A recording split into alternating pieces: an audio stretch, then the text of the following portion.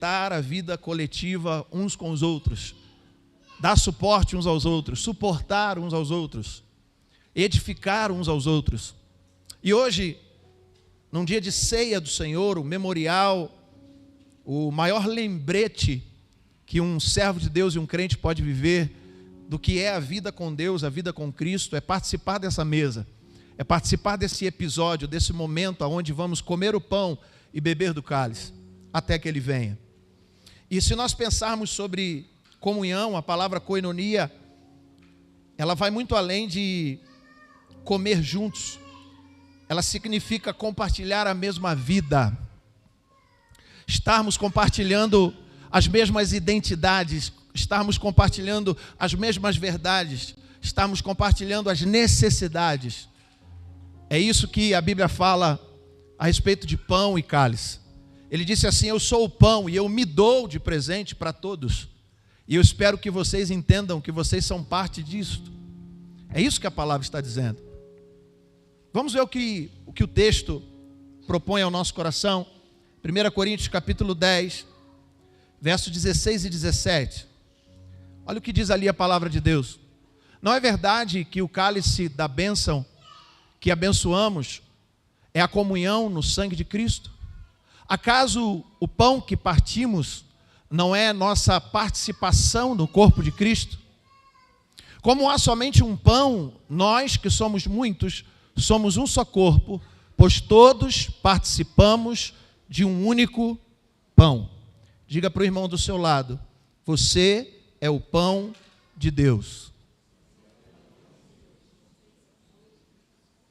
Esse entendimento precisa ser bem capturado, você precisa entender isso. Quando Cristo fala no momento da ceia, e está logo no capítulo seguinte de Coríntios, o apóstolo Paulo tendo esse entendimento, ele diz assim: este é o meu corpo, abençoando o pão, dando graças, ele diz: este é o meu corpo, façam isto em memória de mim. Quando a palavra está dizendo este é o meu corpo, e nós entendemos que num capítulo anterior, o apóstolo Paulo vai dizer que se ele diz que este é o meu corpo, e ele diz que nós somos o corpo de Cristo, e os seus membros em particular, nós somos o pão. Por isso eu pedi você para dizer para alguém perto de você: você é o pão. Qual o papel do pão na Bíblia? Qual o papel do pão na mesa da sua casa? Qual o papel do pão? Saciar a fome. Saciar a fome.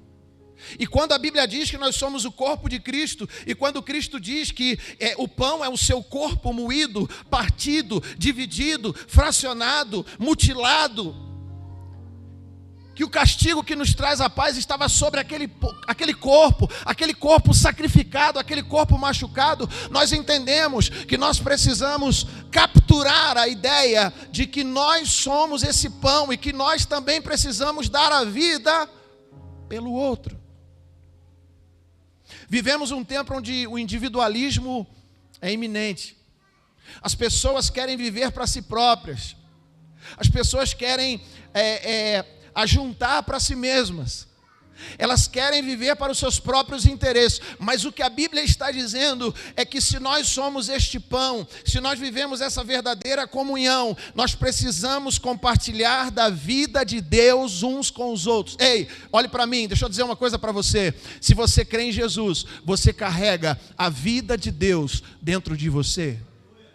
Se você crê em Jesus, você carrega o alimento que pode saciar a fome de muitas pessoas dentro de você. Ei, deixa eu dizer algo para você. No seu cotidiano, a partir de amanhã, na segunda-feira, seja no comércio, seja no trabalho, seja na roça, seja na escola, seja onde for, você carrega o pão que pode matar a fome de alguém que vai passar perto de você. Você é o pão. Você é o corpo. Paulo, quando escreve isso à igreja de Corinto, o contexto, queridos, é que a igreja de Corinto precisava ser corrigida. Se nós olharmos logo em seguida o capítulo 11, ele vai começar dizendo assim: olha, eu não louvo vocês, eu não consigo admirar vocês no que vocês estão fazendo, porque cada um de vocês, quando vai comer, cada um come na frente do outro, sem se importar com as outras pessoas. E sabe, não é apenas Eu lembro que eu vi uma reportagem uma vez de uma prefeitura que foi comemorar o aniversário da cidade e ela fez um bolo de não sei quantos metros. E a cidade toda estava lá em volta daquele grande bolo.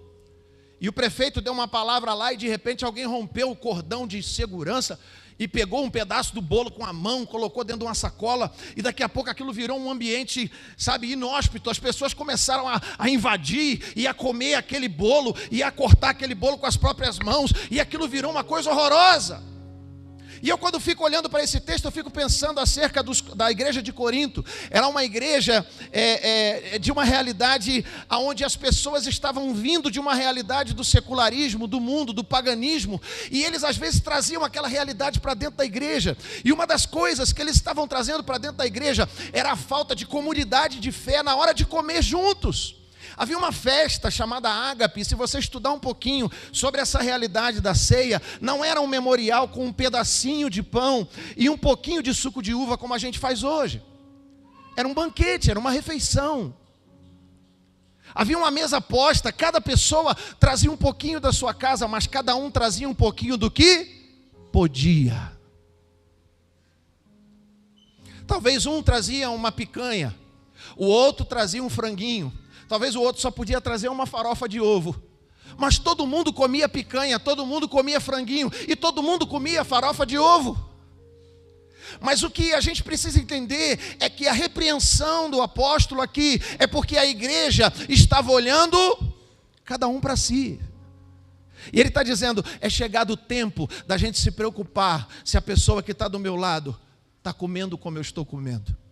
É chegado o tempo da gente se preocupar se todo mundo está participando do pão como eu estou participando do pão.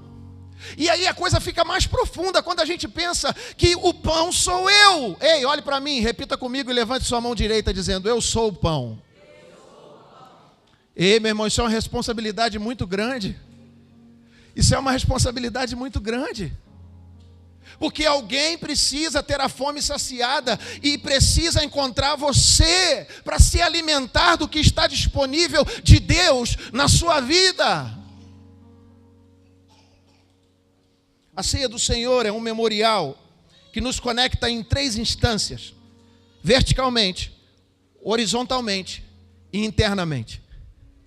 Diga comigo, para cima, para os lados e para dentro. A ceia aponta para esses 3 lugares. E eu gostaria de expor essas 3 situações para vocês. A primeira delas é a comunhão vertical, a nossa união com o sacrifício de Cristo. O versículo diz, porventura o cálice de bênção que abençoamos não é a comunhão do sangue de Cristo? O pão que partimos não é, pois, a comunhão do corpo de Cristo? A ceia não é apenas um símbolo vazio, mas é a participação espiritual nos benefícios da morte de Jesus. O cálice e o pão nos conectam diretamente ao sangue vertido e ao corpo entregue na cruz. Em João 6,56, projeta para mim, por favor.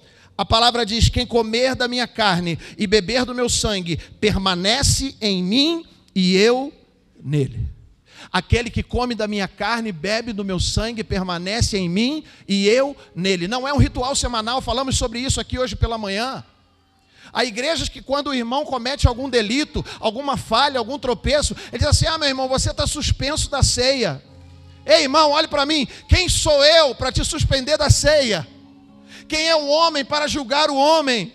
A Bíblia diz, querido, que é você que precisa se examinar, que é você que tem que olhar para dentro e ver se você está em condições de participar ou não. No entanto, a Bíblia declara que diz assim, portanto, examine-se o homem a si mesmo e coma o pão e beba do cálice. Porque o exame pressupõe arrependimento e arrependimento pressupõe perdão e perdão pressupõe justificação e justificação te condiciona a estar apto para ser o pão, para comer o pão, para participar do cálice, para se assentar à mesa com o Senhor.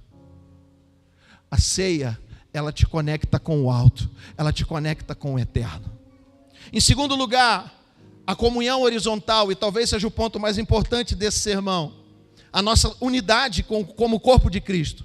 O mesmo pão que nos une a Deus, também nos une um ao outro. Não existe comunhão com a cabeça, Cristo, se desprezarmos os membros, a igreja. A mesa, presta atenção nisso, nessa frase, a mesa nivela todos. Preste atenção, não tem o que ora mais e o que ora menos. Quando você está à mesa com o Senhor, todos nós estamos nivelados, todos precisamos ser justificados, todos precisamos receber a salvação através de Cristo Jesus. Todos precisamos receber a redenção a partir do seu corpo moído pelas nossas transgressões. Todos nós precisamos da cruz. Rico, pobre, preto, branco, são, doente, independente da condição. Nós precisamos de um milagre chamado salvação. E essa salvação veio através do Senhor nos convidar para sentar em uma mesa onde Ele era o sacrifício principal.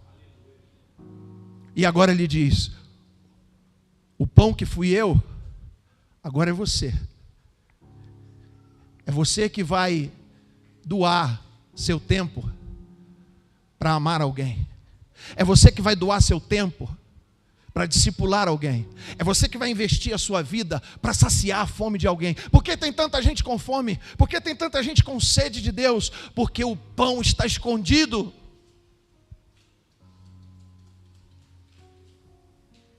Sabe aquele dia pela manhã que você acorda e está frio, você não quer ir na padaria? E aí você vai lá naquele lugar da casa onde você guarda o pãozinho, né? Aquele pãozinho que ficou de ontem. E aí você vai dar uma olhada para ver se tem um pãozinho lá que esteja ainda em condições de ser comido. E aí você aperta a sacolinha e descobre que tem um lá que está fofinho. E aí você tira ele, passa uma manteiguinha, joga na frigideira, com um salzinho. Fica bom, não fica? Passa um cafezinho novo. Irmãos, o pão não foi feito para ser guardado. O pão não foi feito para ser armazenado. Se passar 1, 2, 3 dias, o que acontece com o pão guardado lá, naquele lugar onde você guarda ele? Ele embolora, ele mofa, ele estraga. A Bíblia diz que o maná que caía do céu, o pão do Senhor que caía no deserto para alimentar o seu povo, ele caía numa proporção que fazia com que todos estivessem satisfeitos. Todos comiam e estavam satisfeitos. Se alguém guardasse para o dia seguinte, aquele pão embolorava, azedava, estragava, porque não podia guardar, a não ser no 7º dia.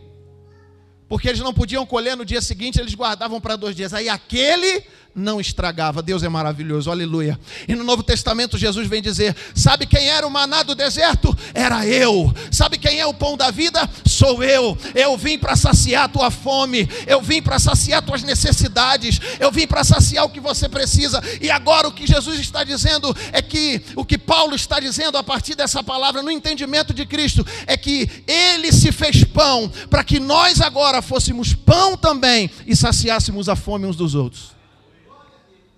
Tem fome sua que só vai passar o dia que você sentar comigo. Tem fome do irmão do lado que só vai passar o dia que você saciar a fome dele. Tem fome que você não vai conseguir resolver isso sozinho. Nem lendo Bíblia, nem orando, nem jejuando. Você vai precisar da comunhão dos santos, porque ela vai suprir as tuas necessidades. Efésios 4:3, um versículo interessante. Olha o que diz ali: procurando cuidadosamente manter a unidade do Espírito no vínculo da paz. Nós precisamos, na minha versão está escrito assim: esforçai-vos por preservar a unidade do Espírito no vínculo da paz. Essa expressão esforçai-vos, você tem, olha lá, esforçando-vos diligentemente por preservar a unidade no vínculo da paz. O que é esforçar, irmão? Dá trabalho. Andar com alguém dá trabalho. Saciar a fome de alguém dá trabalho, tem que fazer força, mas ninguém quer fazer força para o outro, a gente só quer fazer força para a gente, e olhe lá, não é verdade? Mas o que a palavra está dizendo é que você tem o pão, que você precisa se esforçar para fazer ele chegar na vida do outro, que você tem o recurso para fazer saciar a fome daquele que precisa. Você tem em você a porção de Cristo. Participar da ceia guardando mágoa, divisão, guardando rancor, raiz de amargura no coração, é uma contradição, no mínimo. A mesa te chama para reconciliação. O salmista diz: colocas uma mesa perante mim, na presença dos meus inimigos. Não é para envergonhar os inimigos, é para gerar um ambiente de reconciliação, é para chamar o inimigo para comer comigo na mesa.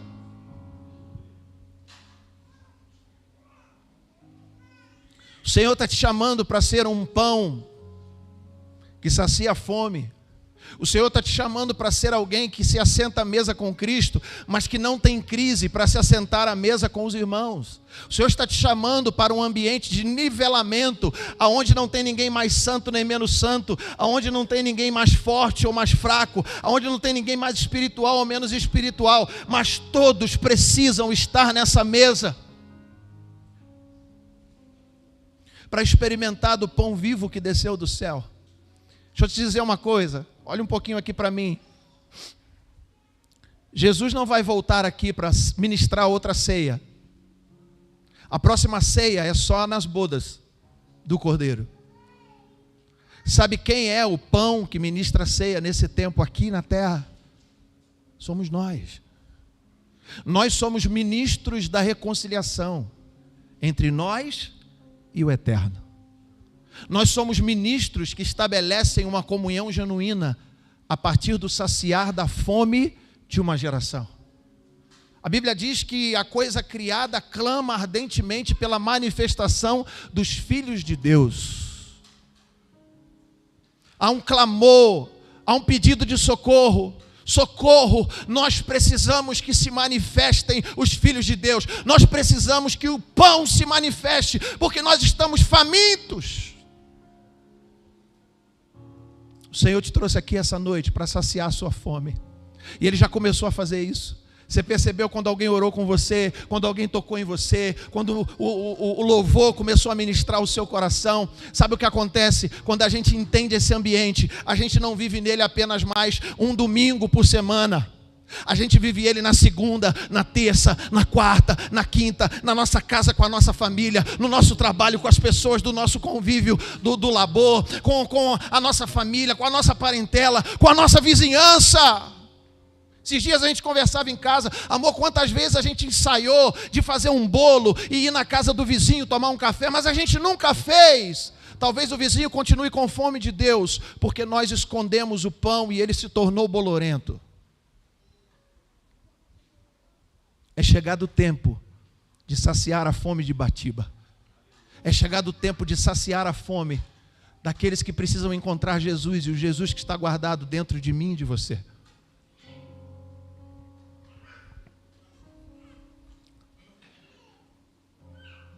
João Calvino, nas suas Institutas, ele diz uma expressão muito interessante, eu quero ler com vocês. Agora, visto que Cristo tem apenas um corpo, do qual ele nos faz participantes, decorre necessariamente que todos nós também nos tornamos um só corpo por tal participação. O pão demonstra isso, portanto, muito nos beneficia a ceia se ela impressionar nossas mentes de que nenhum de nossos irmãos pode ser ferido, desprezado, rejeitado ou de qualquer forma ofendido por nós, sem que ao mesmo tempo se fira, despreze ou ofenda ao próprio Cristo. Ei, irmão, quando eu machuco você, eu estou machucando a cabeça, porque você é membro desse corpo. Quando eu firo você, quando eu machuco você, quando você me fere, nós estamos ferindo a Cristo. Quando nós entendemos isso, entendemos que nós precisamos estabelecer a ceia, não como um ritual mensal da igreja, mas como uma mesa que nos nivela em 3 instâncias. Para cima, verticalmente, com Cristo. Para os lados, horizontalmente, com os irmãos. E talvez o mais importante, porque se não houver esse, a gente não consegue romper com os outros 2. Para dentro, conosco mesmos. Tem muita gente que não consegue se relacionar porque ele tem um problema em si mesmo. A doença desse tempo é depressão, é pânico, é ansiedade, são coisas aqui. Aí a Bíblia diz assim: examine-se, pois, o homem a si mesmo. A mesa da ceia do Senhor, ela olha para cima na comunhão com Cristo, ela olha para os lados na comunhão com a igreja, e ela olha para dentro nesse autoexame.